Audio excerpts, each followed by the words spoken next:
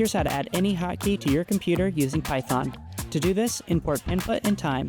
Define the text the hotkey will type and enter in the key combination like so. Next, we initialize the key controller and make a set to store what combo keys are being pressed. These variables solve random overlap and timing issues, so don't worry too much about them. The onPress event is called by the controller when any key is pressed. So we check if the key is in the combination, then mark it as held. If all the keys in the combo are pressed, we execute the hotkey.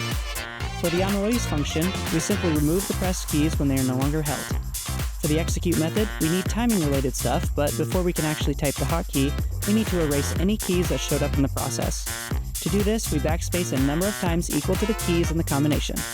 With that done, we can finally call .type to execute the hotkey. We'll set up a listener for our two functions, and use a while loop to keep things going. To stop, simply press escape. Like and subscribe for more.